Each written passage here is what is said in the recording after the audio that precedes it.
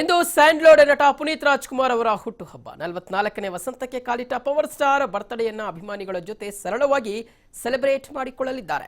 ಪ್ರತಿ ವರ್ಷ ಬರ್ತ್ಡೇ ಹಿಂದಿನ ದಿನ ಅಭಿಮಾನಿಗಳು ಪುನೀತ್ ಮನೆ ಹತ್ರ ಬಂದು ವಿಶ್ ಮಾಡ್ತಾ ಇದ್ರು. ಆದರೆ ಈ ಬಾರಿ ಬರ್ತ್ಡೇ ಹಿಂದಿನ ದಿನ ಅಭಿಮಾನಿಗಳು ಮನೆಯ ಹತ್ರ ಬರಬೇಡಿ, ನಾನು ಮನೆಯಲ್ಲಿ ಇರೋದಿಲ್ಲ, ಹುಟ್ಟುಹಬ್ಬದ ದಿನ ಬೆಳಗ್ಗೆ 8 ಗಂಟೆಯಿಂದ ಅಭಿಮಾನಿಗಳ ಜೊತೆ ಬರ್ತ್ಡೇ ಆಚರಿಸಿಕೊಳ್ಳುವುದಾಗಿ ಪುನೀತ್ ಹೇಳಿದರು.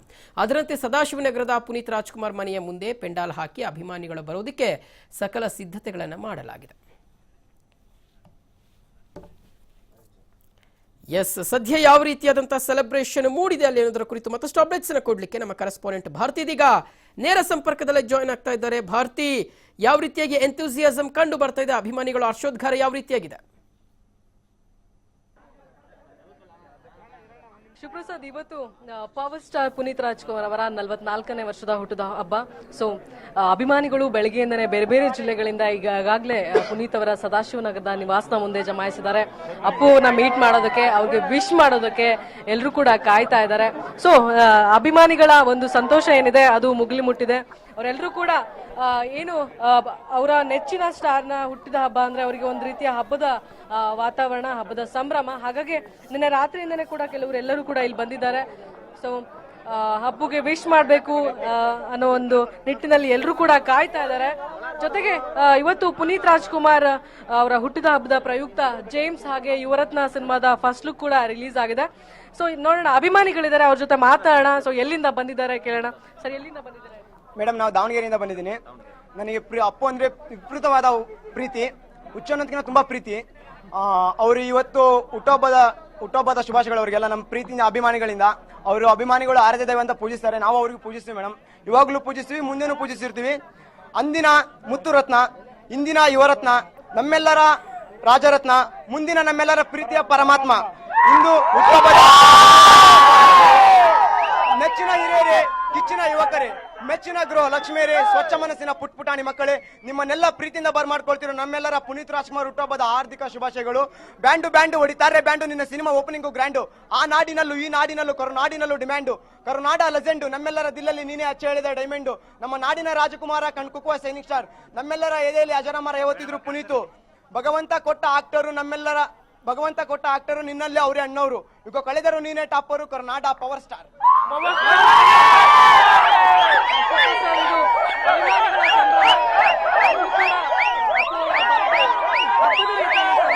ಎಸ್ ಭಾರತಿ, ನಾವು ಗಮನಿಸ್ತಾ ಇದ್ದೀವಿ ಆ ಒಂದು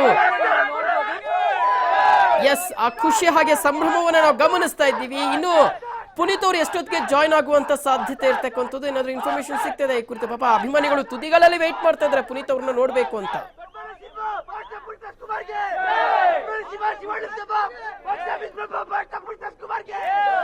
ಭಾರತಿ, ನನ್ನ ಧ್ವನಿ ಕೇಳಿಸ್ತಾ ಇದ್ರೆ ನಾವು ಗಮನಿಸ್ತಾ ಇದ್ದೀವಿ ಆ ಅಭಿಮಾನಿಗಳ ಆ ಒಂದು ಸಂಭ್ರಮ ಯಾವ ರೀತಿ ಇದೆ ಅನ್ನುವಂಥದ್ದು. ಪುನೀತ್ ರಾಜ್ಕುಮಾರ್ ಅವರು ಎಷ್ಟೊತ್ತಿಗೆ ಇವರನ್ನ ಜಾಯ್ನ್ ಆಗುವಂತ ಸಾಧ್ಯತೆ ಇದೆ ಭಾರತಿ?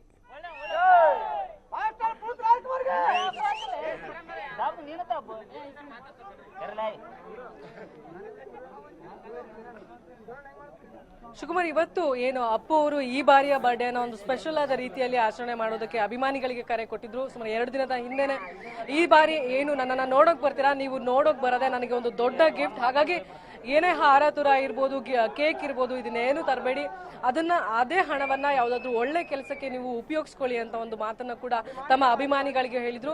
ಜೊತೆಗೆ ಇವತ್ತು ಅದರಂತೆ ಅಪ್ಪು ಏನು ಕರೆ ಕೊಟ್ಟಿದ್ರು ಅದರಂತೆ ಅಭಿಮಾನಿಗಳು ಕೂಡ ಜಸ್ಟ್ ಅವರನ್ನ ನೋಡಿ ಮಾತಾಡಿಸಿ ಅವ್ರ ಜೊತೆ ಸಮಯವನ್ನ ಕಳೆಯುವುದಕ್ಕೆ ಬಂದಿದ್ದಾರೆ. ಜೊತೆಗೆ ಯಾವುದೇ ರೀತಿ ಅಪ್ಪು ಏನ್ ಹೇಳಿದ್ರು ಅದೇ ರೀತಿಯಂತೆ ಅವರು ಆ ಒಂದು ಕರೆಯನ್ನ ಪಾಲನೆ ಕೂಡ ಮಾಡಿದ್ದಾರೆ. ಜೊತೆಗೆ ಕೆಲವು ಅಭಿಮಾನಿಗಳು ಏನು ರಕ್ತದಾನ ಶಿಬಿರ, ಅನ್ನದಾನ ಶಿಬಿರವನ್ನು ಕೂಡ ಹಮ್ಮಿಕೊಂಡಿದ್ದಾರೆ.